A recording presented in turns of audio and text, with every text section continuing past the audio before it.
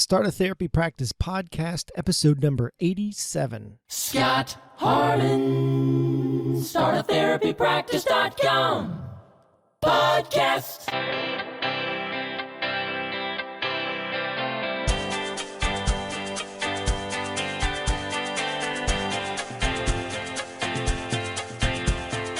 Well, hello there. How are you doing? This is Scott Harmon from startatherapypractice.com. And if you hear a piano playing in the background, that is my kids practicing. That's how we roll on Friday. Friday is piano lessons day, and they're practicing right now. That's just keeping it real. That's what we're doing here. I had the opportunity to visit with Mandy Chamberlain. She's an occupational therapist, so she has a website, and it's called seniorsflourish.com. And she educates therapists about providing the best service that we can to seniors, to adults. And she has a membership site on her seniorsflourish.com website. If you go to seniorsflourish.com/learning lab, and I'll put a link in the show notes at startatherapypractice.com/87, you can learn about her membership site. Now, we go over what all is included in the membership, but I was thinking for myself as a private practice owner, if I wanted to make the transition from being a pediatric therapist and wanted to branch out and see and start treating seniors or adults, this would be a great resource. I would definitely become a member of the Seniors Flourish Learning Lab if I was to make that transition from pediatrics to adults. Another good use or someone who could benefit from this is new graduates or a therapist who is coming back from, say you had a child and you've been out for a little while, or if you've just been away from therapy for a little while. This would be a great resource to get not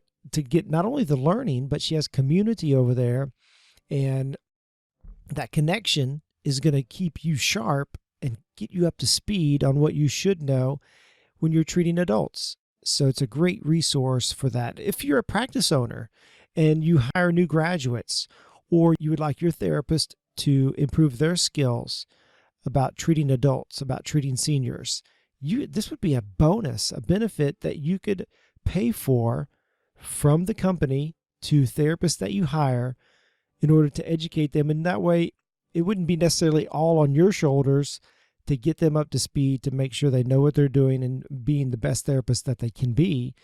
And it's a bonus. It's a bonus resource that you could provide for your employees. Now, I don't want to take any more of your time. I know you're busy. I want to get into the conversation with Mandy. But be sure to go by startatherapypractice.com and check out all of my free tools, my free resources to help you start your private practice. All right, let's get into the conversation with Mandy. Hey, Mandy, how are you doing today? Oh, I'm doing fine. I'm so excited to be here. This is great. I've been wanting to do this for so long, and you know how life happens, and it's just get busy. And I'm watching you on Instagram. I'm like, finally, I was like, all right, I'm going to reach out to Mandy. We're going to get this done. So I'm glad you are here today. Oh, thanks. I'm excited to be here. You know, us podcasters, we can talk all day. So. Oh yeah, I'm sure we could be here all day and talk. Whether people would listen or not, I don't know. Yeah, good point. So, Mandy, where are you at? What state are you in? I'm in Colorado. Oh, nice. I know. It is pretty. Are you from Colorado originally? No, I'm from North Dakota. So very different. Yeah. But yeah, I moved out here when I finished grad school. And I moved out and I was like, I'll try Colorado. And here I am still like 15 years later, still here. So is that sort of on a whim? Like, Colorado sounds really fun. Well, kind of. It was kind of like, just like, okay, here's a job. Let's go out and try it. And yeah, kind of. Here we are. So you get to ski quite often there? Well, as someone who grew up in the flat country, I'm actually a terrible skier, but my whole family skis and I kind of ski. I'm kind of like do a run, have hot chocolate, relax, do one run. I'm kind of like a social skier. But yes, I'm right. I'm in the ski country area. So I'm not in Denver. I'm in the Western Slope, which is kind of like the ski area, resort area. So it's it's pretty nice. Nice. Yeah. I mean, that's not even an option down here in the South. Right. There's like in Tennessee, I think in Gatlinburg, they have like one slope that you would call really pathetic. You'd look at it and go, that is horrible. Why? Well, at least you can get out there. That's true. You can put some skis on and go down that hill. Yeah. I've been to Colorado skiing before, and it's a great time. Yeah. It's beautiful. I Oh, have yes. to say. Yes. So, Mandy, I want you to kind of go back in time and paint the picture for us. You just graduated from OT school. What did you do after that? And then tell us kind of what led you up to where you're at right now. Well, like I said, I'm from North Dakota. So I graduated from the University of North Dakota, Medical and Health Sciences, in 2003. So it seems like forever ago now. Moved to Colorado. And actually for me, there wasn't a lot of jobs. And so I started PRN in home health, which is the craziest. People always say, don't do it. Everyone says, don't start in home health. But I was like, it's the only job I can do. And I wasn't even starting full time. It was just PRN, which is actually a bit harder. But I'm kind of one of those people that I'm just going to jump in feet first. I'm just going to do it. And I ended up working in home health for almost 5 years, full time eventually. And I really, really loved it. And then from there, I went to a critical access hospital where I did mainly outpatient in acute care. And then I did a lot of program development, which I really loved. I love the development of programs, and I don't know, just the whole thing. It was a small enough hospital where they were really keen on if employees had an idea about something, and we did, the whole analysis of the environment, the community, and we did the whole thing, but they were like, go for it.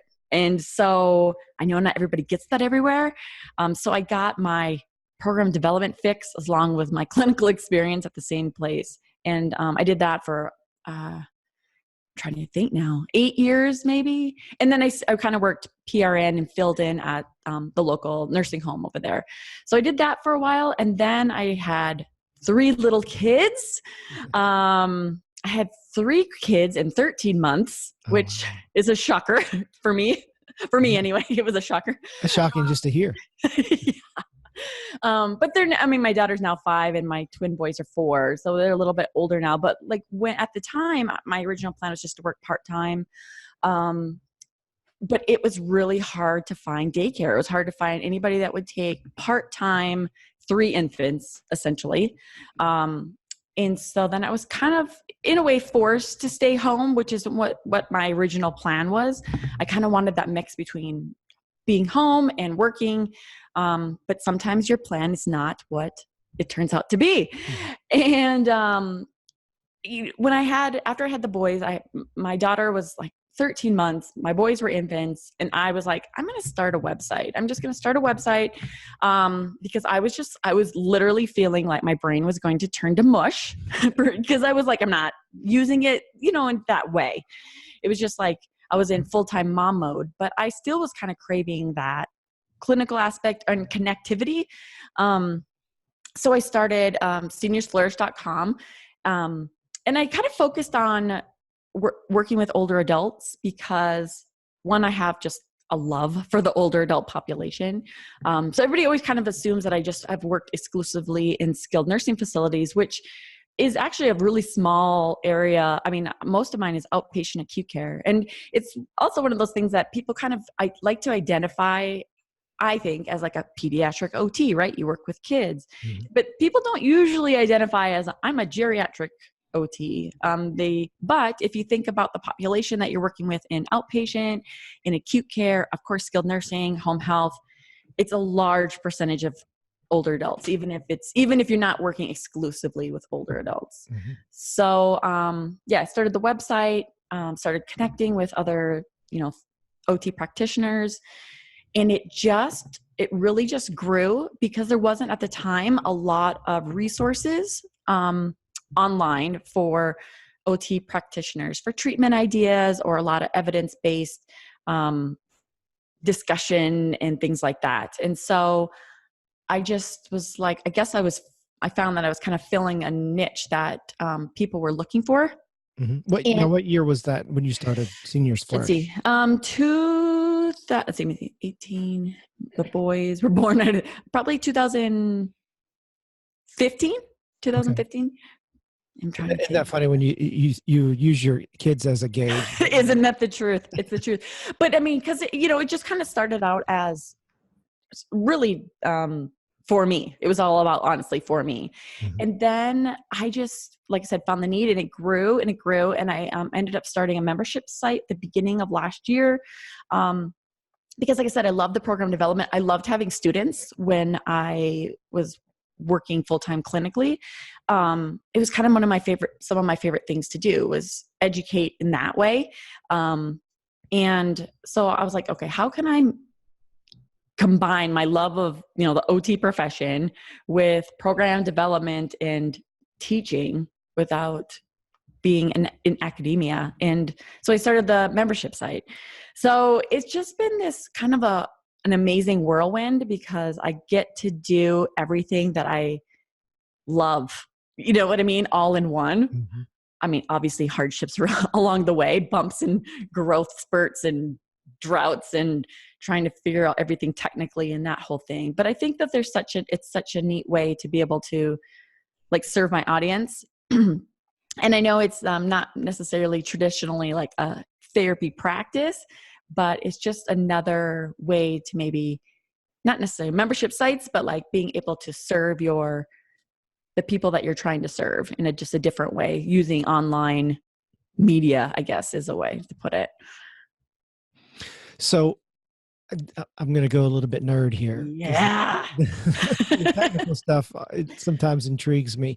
When you started your website, what did you use? It's been a little while back. Oh my gosh. This whole thing is looking back, I did it maybe a little bit backwards.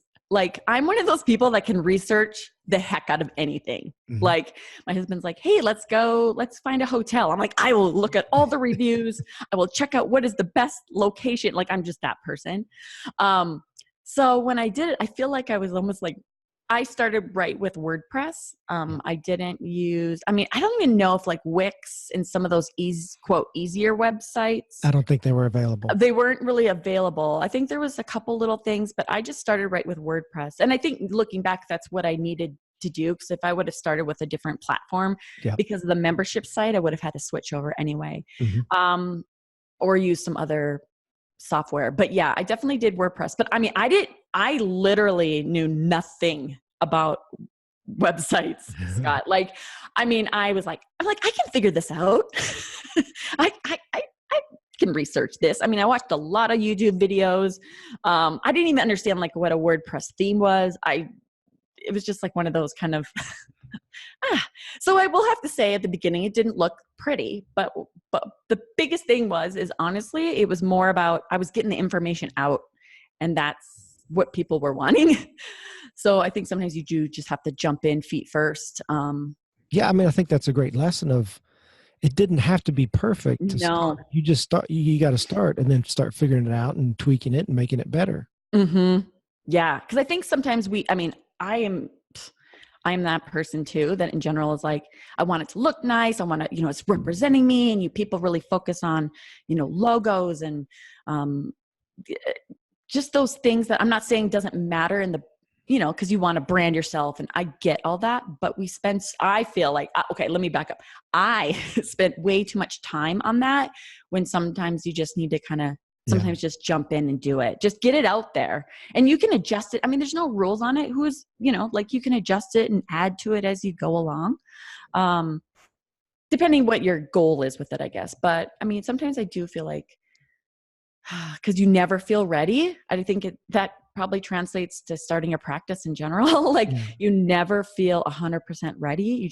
You sometimes need to just do it. Mm-hmm.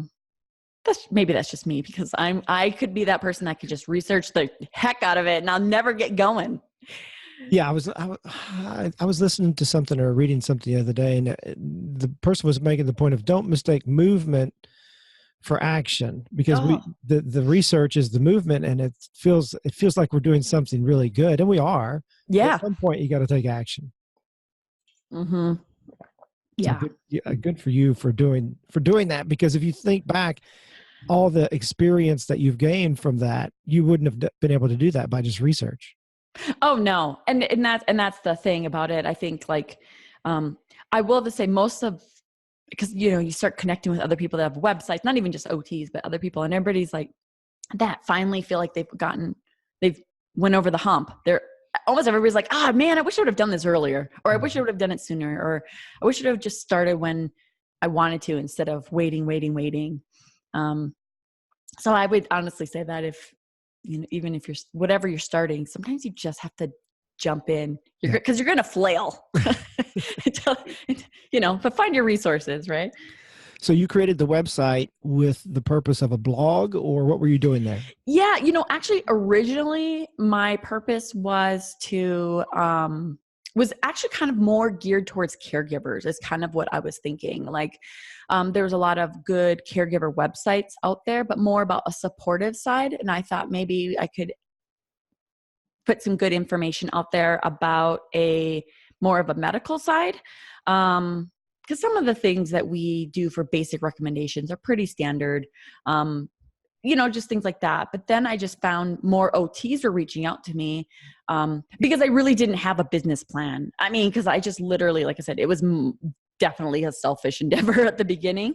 And then I just realized how I could help other OT practitioners. And so, yeah, it didn't have a business plan. And then, so it was kind of just a blog, I guess, per se. And then when I started, connecting with other OT practitioners, and I was really getting into it, like the nerdy tech side of it. And I was like, I have an understanding of what this is. And I just am like, I could turn this into a business. And then I definitely started and I did a business plan and like, what are my goals? What do I want to achieve? Who am I serving? And how do I do that? How do I do that? What's my best method to achieve those goals? Because it is pretty non-traditional. Because there were also, I mean, like I said, there's a lot of pediatric OT website owners, and they do sell products and things like that. But there wasn't I haven't really found a lot of OTs that are kind of doing what I'm doing. But it's so great because we can, through social media in general, you can just connect with so many other OT practitioners that are doing some things that are similar, or because when you're on the online space, it is kind of like a lonely island. You're putting these things out to the world. I kind of feel like that way with podcasting too. You're like, I'm putting this out to the world. You don't get a lot of feedback sometimes. You're just kind of hoping, I guess people like it. I don't know. I haven't heard too many complaints. Yeah, whenever you get that email, every once in a while, you get an email and somebody thanking you, hey, I really got something out of that. And it's like, Yeah. thank you for reaching out. I know. And it takes a lot of effort. I get that. Like I see it so differently now, but I completely agree. Like, yeah. So you started the website and Yes. people started kind of, they kind of enjoyed that. And then at what point did you decide, you know what, I want to do a podcast? Obviously you were listening to podcasts because you knew what a podcast was to start one. Yeah. Yeah. No, I'm kind of a podcast junkie a bit,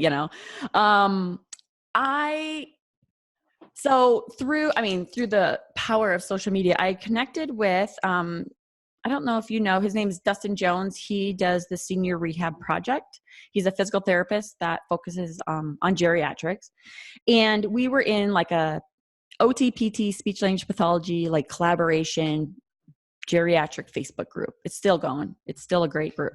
And he was just kind of starting out, but he's strictly does podcasting. He's like kind of looking for feedback because he's like, okay, I'm going to start this podcast. And so we kind of connected through there and we became friends. And I was like, well, I'm doing this website on geriatric OT. So we were kind of honestly the only ones that were kind of focusing on older adults in the PTOT realm, maybe at that time. And so we became friends and we bounced a lot of like ideas off and we shared each other's things and we kind of encouraged each other in technical things because he had a website as well.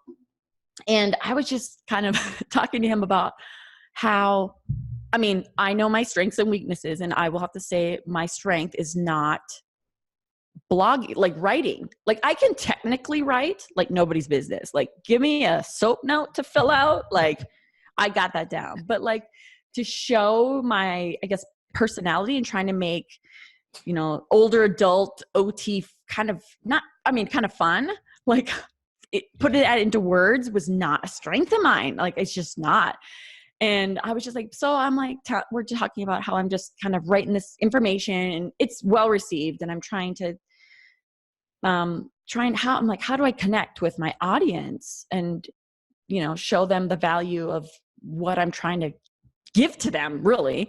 And he's like, I think you should start a podcast. And I'm like, I am not starting a podcast. I don't want to listen to my North Dakota accent. I say way too many you knows. And I am just like, oh man. He's like, I think you should try it and just see if you like it. And he's like, nobody's telling you have to do it. Like if you don't like it or it's not going well, like don't do it. I'm like, you are so right. I'm like, okay, I'm just going to do it. So I started the podcast I think beginning of 2017 as literally just kind of I'm like, I'm just going to try it. So I can hardly listen to the first few episodes. Oh, it's painful, isn't it? It's so painful because I don't sound like myself and I'm trying really hard and I'm nervous and I'm doing interviews, right? And I actually just fell in love with podcasting in the sense that it's just a different way for me to connect with my audience. It is easier for me to kind of just be myself and show the wonderful me and then the things that I'm really bad at and kind of just admit that. It's easier for me to be a little bit more, I guess, vulnerable or, you know, show the areas of OT that I'm not very good in and then have guests that have that knowledge and connecting with them has been super fun. And I kind of just get over the fact that I say a lot of you knows and I say some things where I'm like, why did I say that? But I just move on. Just move on. There's an important lesson here for my audience is practice owners or would-be practice owners. Yeah. So I see some of them who are just hesitant to put themselves out there, and you really had to put yourself out there in a podcast.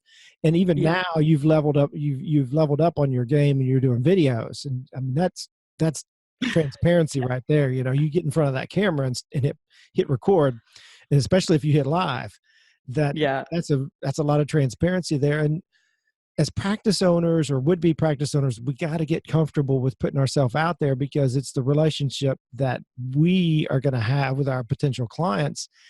And even if you're not in private practice with the clients that you're going to treat for somebody else, if you're going to have a private practice, you really got to start putting yourself out there a little bit. So kudos to you for taking that step. But man, look where it's taken you. That is great. I know. Yeah. And I do think that, I mean, this can apply in so many different areas.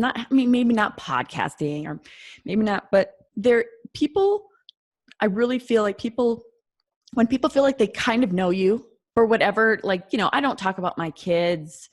Like I'm on Instagram a lot. I don't, you know, I'm not, me personally, I'm not comfortable with that.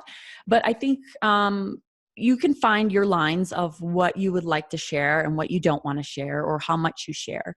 But I feel like when people feel like they kind of know you and they kind of like you, then they kind of trust you. And then when you can talk about the things that you were offering, let it be your, you know, like your clinical your business, have them come to your business, or like for me, you know, it's through my membership or some of my products I sell.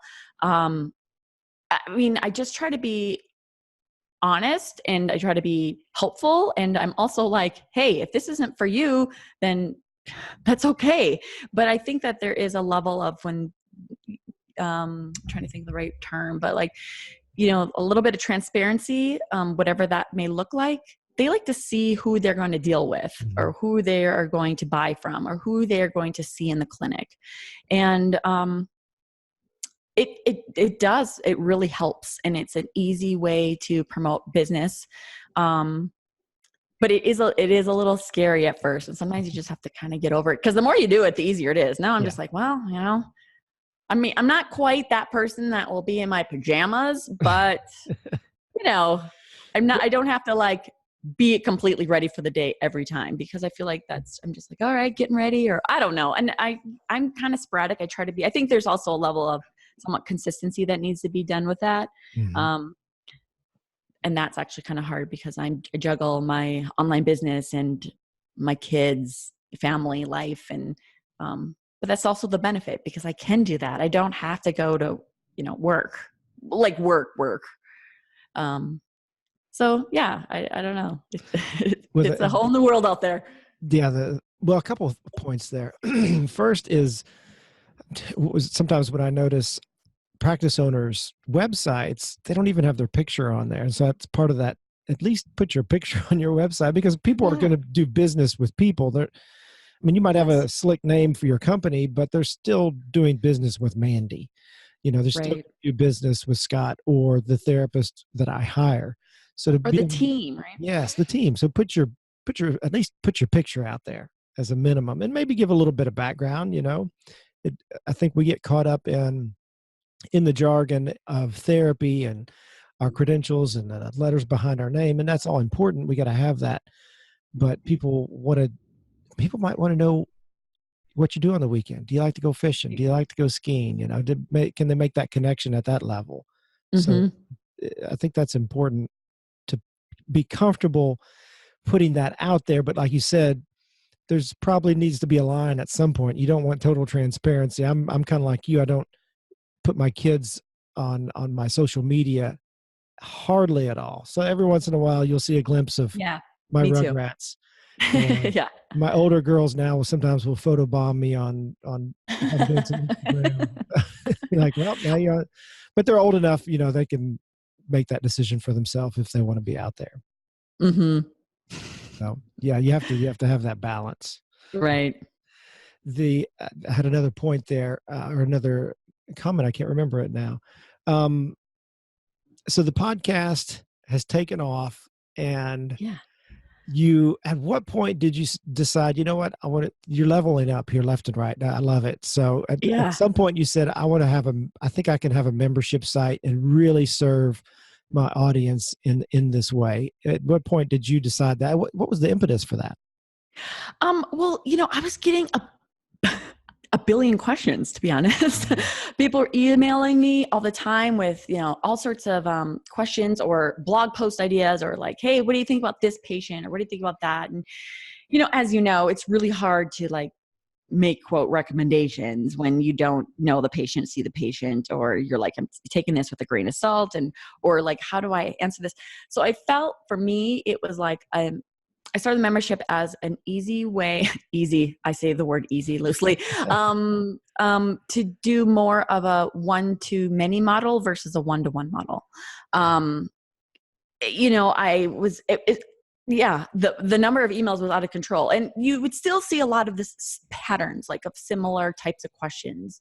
And most of the people that were kind of reaching out were people, were new OT practitioners that were just graduated school. Let's say they didn't have a level 2 working in even like inpatient rehab or something. And they were just kind of trying to find resources, but there wasn't a lot out there. And then had a lot of people just in field work that are like maybe in skilled nursing and just trying to learn more, or they don't necessarily have the best relationship with their CI, or they're just having a hard time, having a lot of questions.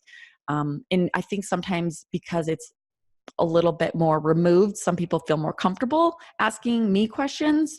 And I'm not saying I know all the answers. So people are always like, well, how can you do a membership site if you don't know, I'm like, it's like having a clinical instructor. Like, they don't know all the answers.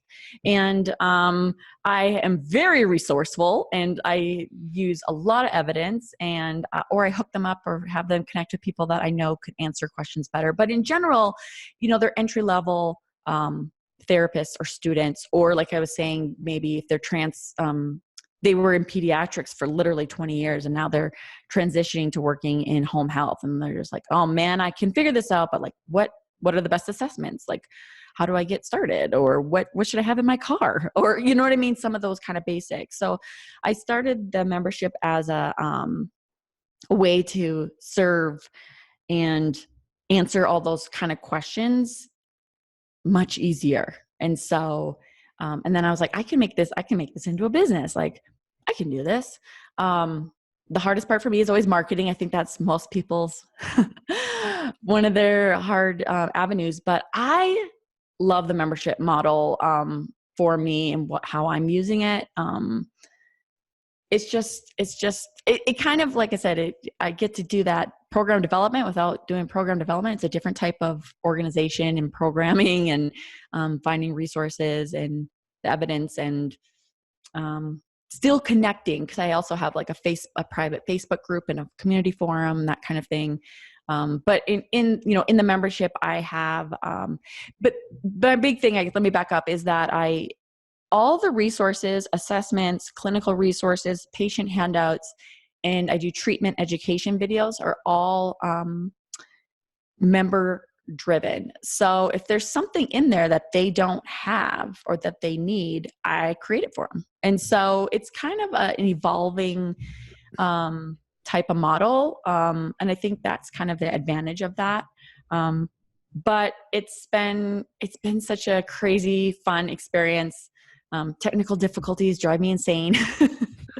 But now I have my own computer guy to help me with that. But before I was just like literally bootstrapping it and doing it all on my own. But yeah, it's been quite an adventure, I guess. I want to mention something there because practice owners are listening to this podcast. Yeah. And we by our very nature are free market people. So we're in the market, and you are too. You're in the free market.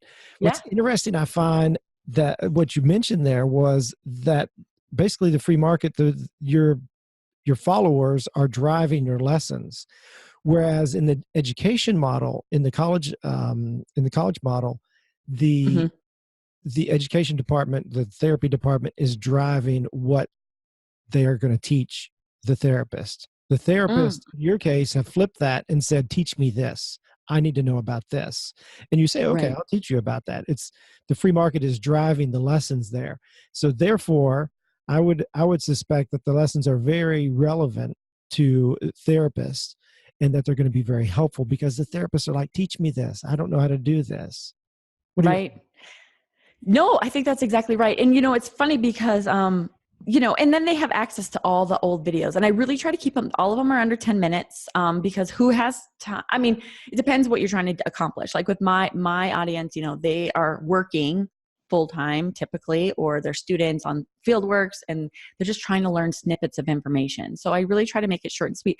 And I can think of 100 things that I feel like they should know. But when they tell me what they need, and now my membership is large enough, as in like it has, almost 2 years of videos and things like that. Like they'll have a question and they can search for it, but they'll say like, hey, what about this? And I'm like, I can refer them to this, all in the membership. And like things like that I never probably thought of, because I've been a clinician for a while now. Like people were like, okay, I'm just working in skilled nursing.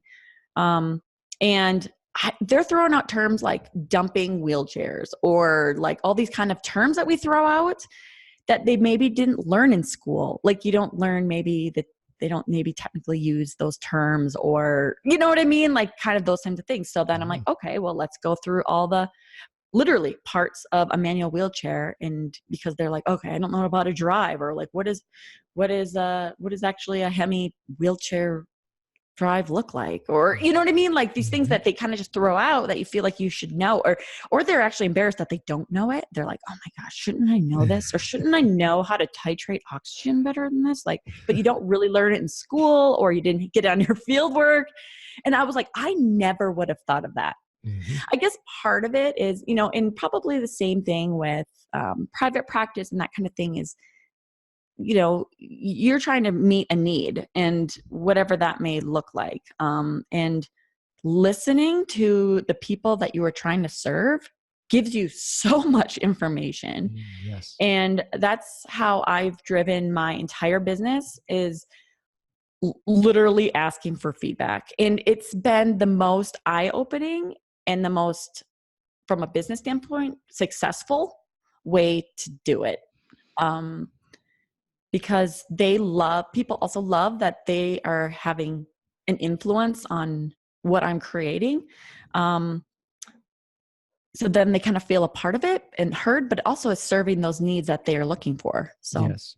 It's so important just to Mhm. listen. I mean, because as therapists, we think we know, and we might know what. Well, we kind of know, but no, I'm just kidding. What You know, our- yeah, yeah. yeah, we think we know what our clients need, but we should listen to them and ask them, Yeah. what do you want to get out of this? You know, what are your Mhm. goals?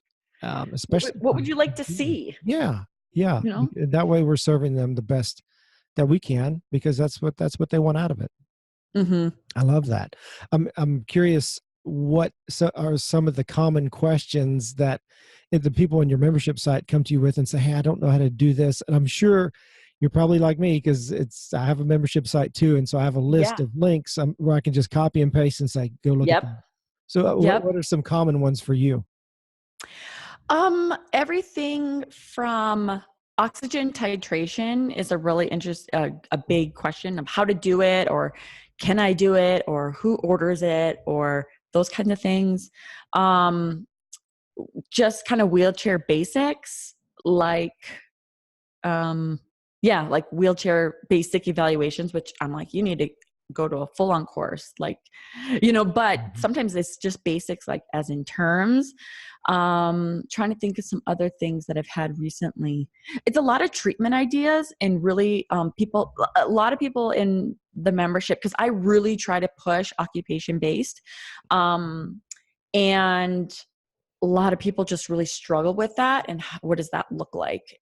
Or they're like, okay, how do I set up a treatment idea when we don't have equipment, or we don't have anything in our clinic to be occupation based, or whatever it may be. Mhm. So things like that, a lot of occupation based questions, because we all know that we should be occupation based to a degree, right? But then you get in some facilities or clinics where no one is being occupation based, and not that they have to do it 100% of the time, but they're like, okay, I know I should be. I'm kind of intimidated because no one else is doing it. Like, how can I like break it in? How can I get it kind of started? Or what would be some like low pushback type of idea? So it's a lot of treatment ideas that people are looking for.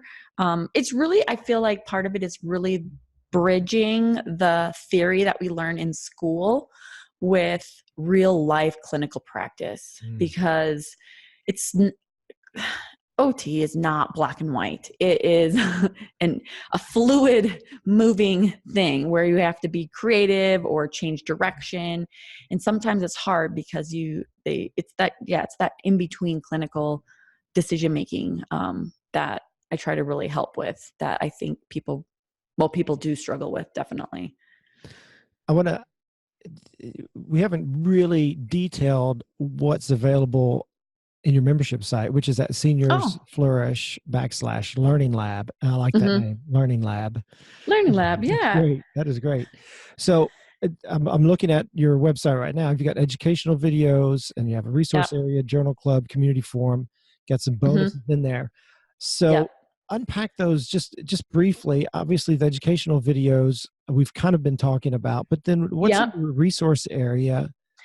So resource area, I have it kind of divided up into different sections, as in patient handouts, like tons of patient handouts, from everything from pursed lip breathing to how to use a walker, anything that you'd be given out to patients, right?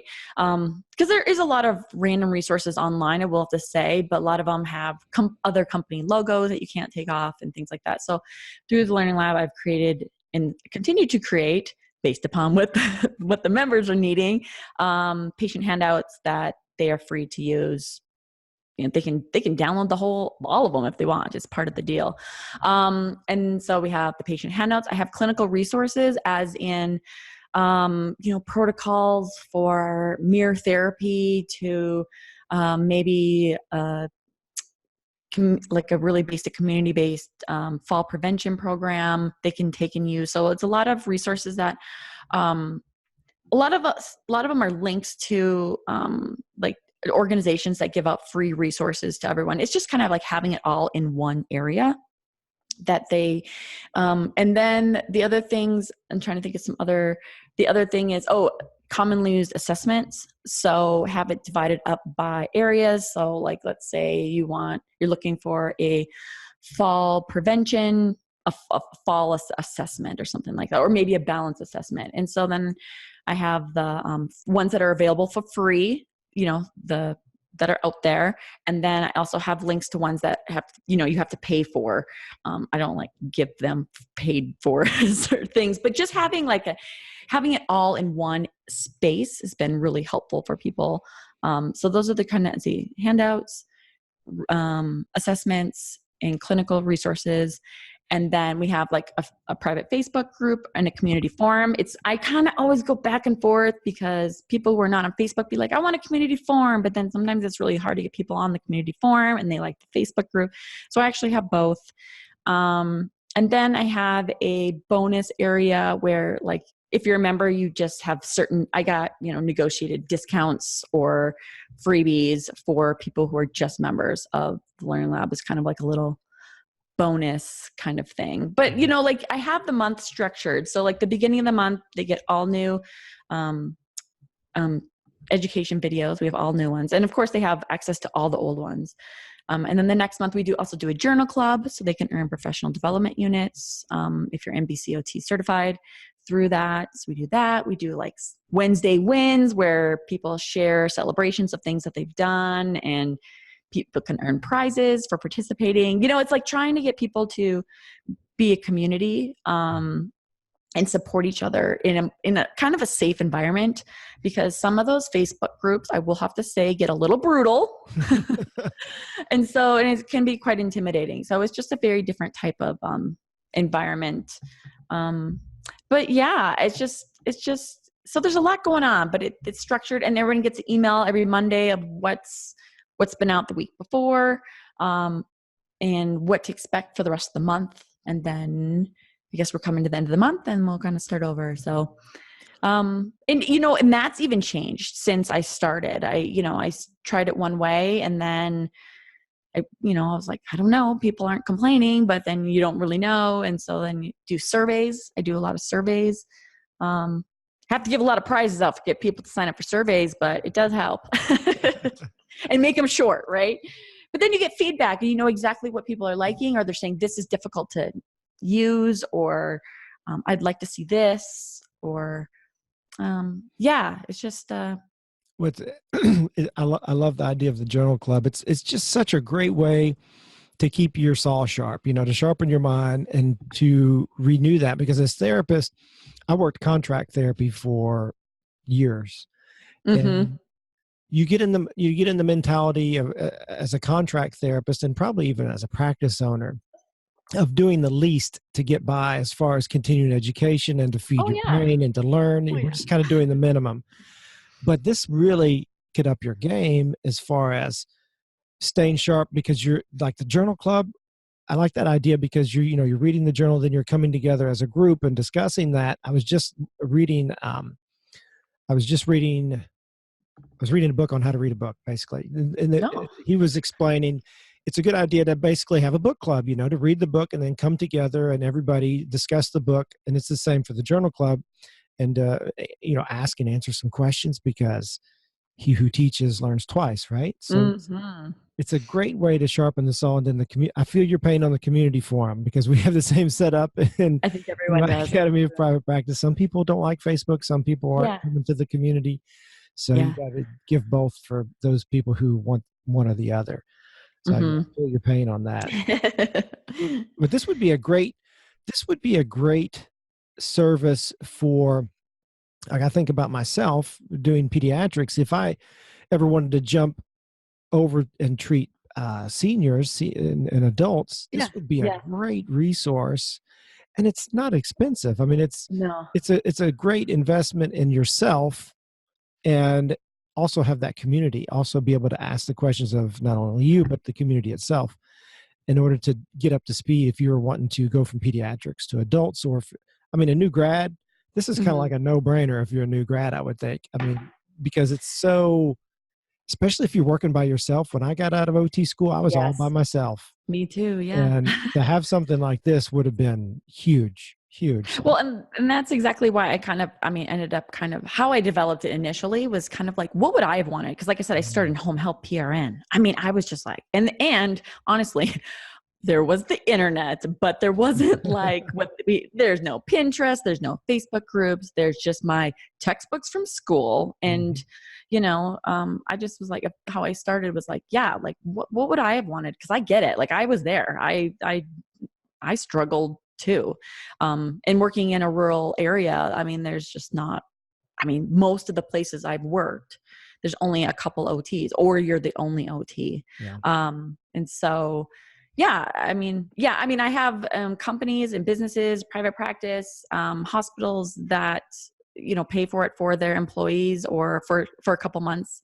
Cause it is, like I said, it's a membership, or you can pay for a whole year and get a discount, of course, because that's how it works. Right. But, people will do that, especially those, students, if they don't have an internal mentorship program, essentially, or you don't have time to, honestly, because some people honestly just are like, we just do not have time. So yeah, there's a lot of options, but it is a different, model, as with membership sites, because your membership site is supporting people starting a new practice, right? Correct. Yes. Yeah. Yeah. And it's like the same thing. It's like trying to give people the resources they need and support they need and help them feel confident that they know it, that they can do it because they can. That's a big part of it. Just that confidence. But information is powerful, but the community is powerful too, just to have that support and know you have somebody to fall back on and say, oh, I can go ask Mandy, or I can ask the community and get my answer to this. So in a friendly atmosphere. Yeah. And you feel like that should just be a standard, but it's not. People are brutal out there. No. And I love that. I love being able to help. I think that's just the OT me. I love being helpful. But That's great. Well, yeah. Mandy, before we wrap this up, where can people find you? Well, Scott, I am everywhere. I know that, but I want you to tell everybody that you're. I know. Well, of course, I'm at seniorsflourish.com. You can contact me through the website. I'm really active on Instagram, and my handle is Seniors Flourish. On Facebook, Seniors Flourish. It's just everything is Seniors Flourish. And then I'm a terrible Twitter person, but I am on Twitter as well. Oh, and Pinterest, because actually I think Pinterest is actually one, you don't connect with people per se, but I love that you can share a lot of resources and blog posts and treatment ideas and things like that through Pinterest as well. So I'm also there. That is awesome. Well, and of course I'll put links in the show notes to everything you got, but seniorsflourish.com is where it's at. And the Learning Lab there is the membership side of that. So I commend you. I know what it takes to build something like you did. And I looked at it and it's awesome. So if people go to seniorsflourish.com/learning lab, you take them through a nice little walkthrough behind the scenes of this is what you get. And they'll know exactly what their money's going for and what they get for their memberships. So very good job on this. It's very nice. Oh, thanks, Scott. Yes. It's a labor of love, and I am super passionate about it. So I love that I can talk about it and share with it, or share my business and the membership with your audience. So thank you. Well, very good. Well, thanks so much, Mandy. Thanks.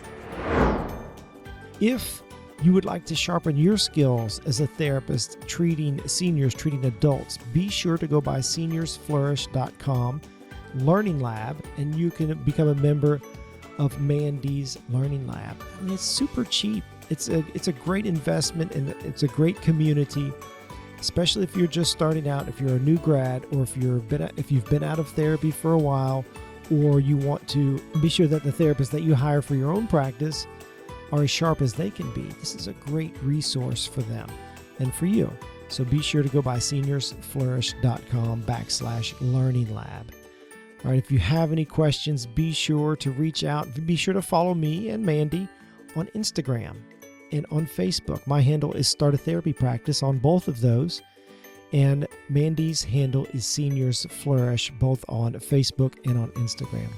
All right, until next time, Godspeed to you and your practice.